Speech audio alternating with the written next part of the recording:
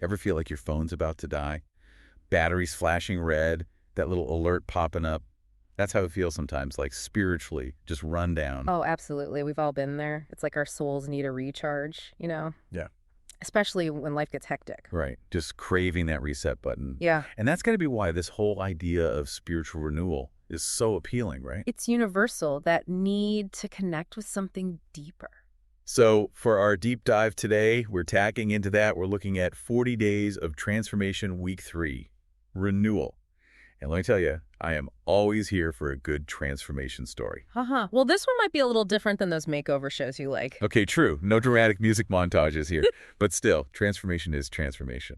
This time we're using the story of Elijah's journey to Mount Horeb, kind of as a framework. Right. And before anyone listening pictures us trekking across a desert with nothing but a staff and sandals. Haha. Yeah, no camels required for this deep dive. It's much more about an internal journey, Yeah. a mental and spiritual retreat, you could say. Okay, I like that. Yeah. Much easier to fit into a busy schedule. Mhm. So how does this whole Elijah thing relate to, like, our everyday lives? Well, the source emphasizes that the first step is just acknowledging that need for something more.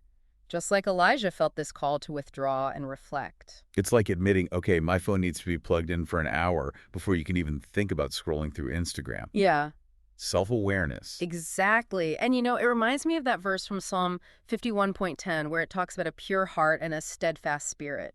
Those are some pretty powerful words. But what do they really mean, for someone who's more familiar with deadlines and to-do lists than biblical verses? Well, think of it this way. A pure heart doesn't mean being perfect, not at all. It's more about clearing out the clutter, the negative thoughts, the self-doubt, those worries that just clog up our minds, all that stuff that prevents clear thinking. Okay, so like hitting delete on all the mental spam messages. I can get behind that. Exactly. And then a steadfast spirit. That's about cultivating that inner resilience, that strength to keep going, even when things get rough. Which, let's be real, we could all use a bit more of in this day and age. But how do we actually make that happen? Cultivating resilience. It's easy to say, but doing it. That's where the renewal comes in. Isaiah 40.31 talks about it using this awesome image of eagles soaring. It's about finding the strength and vitality to rise above challenges and see things from this clearer, calmer perspective. Okay, I love that visual. Soaring above it all. Hmm. But what does soaring actually look like in, everyday life? Is it like finally conquering your fear of public speaking? Or is it more like just making it through Monday without wanting to crawl back into bed? It's both. The big victories, the small ones. It's about facing those challenges, whether it's a tough deadline at work or some personal hurdle, but facing them with that renewed energy and sense of purpose, knowing deep down that you have what it takes to handle whatever comes your way. There's something so empowering about that feeling, right? Like that feeling that you can face anything head on. But it sounds like this renewal, it's not just about feeling good, it's bigger than that. The source definitely makes it clear that there's more to it, like getting prepared for action. Mm-hmm. It's like we're leveling up our characters in a video game, right? Yeah. Gearing up for the next big quest. I like that analogy. And the source definitely emphasizes that renewal isn't just about feeling good, it's about equipping ourselves for what it calls the work. Okay, the work. That sounds kind of intense for those of us who aren't out there, saving the world every day. What does that even look like for the average person?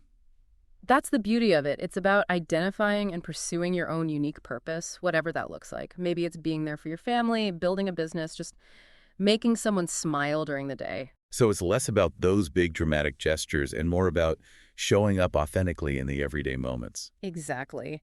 Renewal helps us pinpoint what truly matters and then gives us the energy and drive to actually go after it.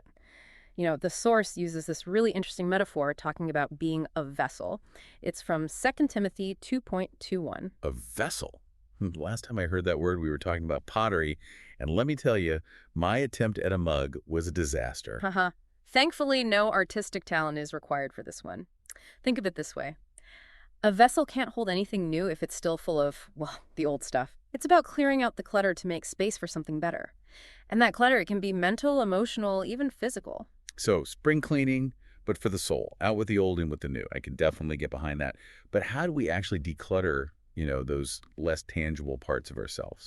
It starts with self-awareness, just like we were talking about before. What thoughts or habits or even relationships are weighing you down?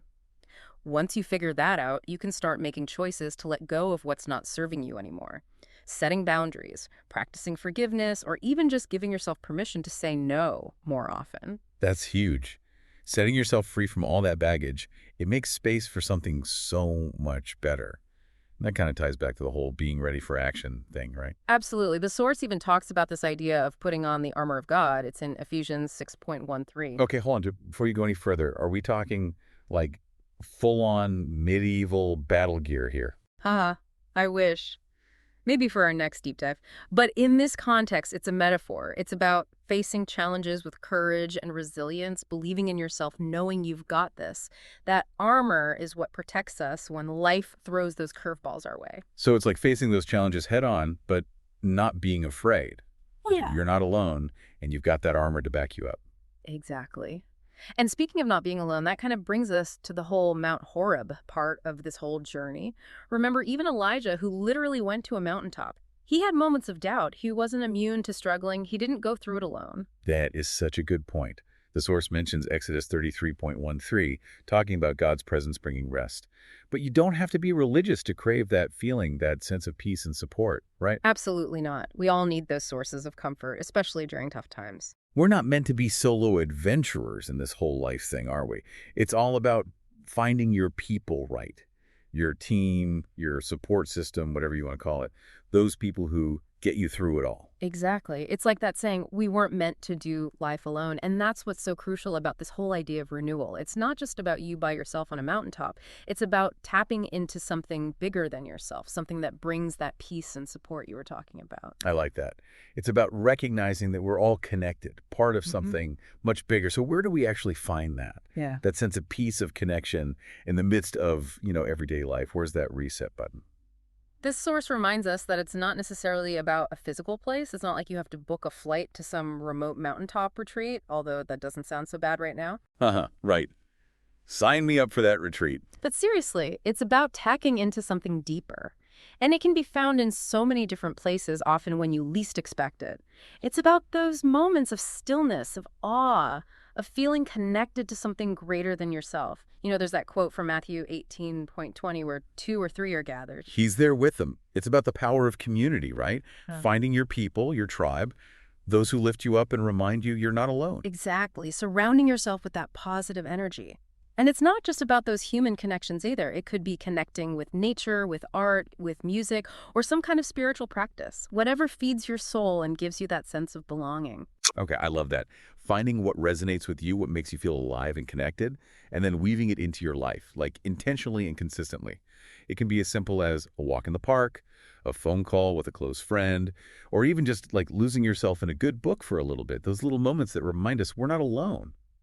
But this source doesn't just tell us why renewal matters.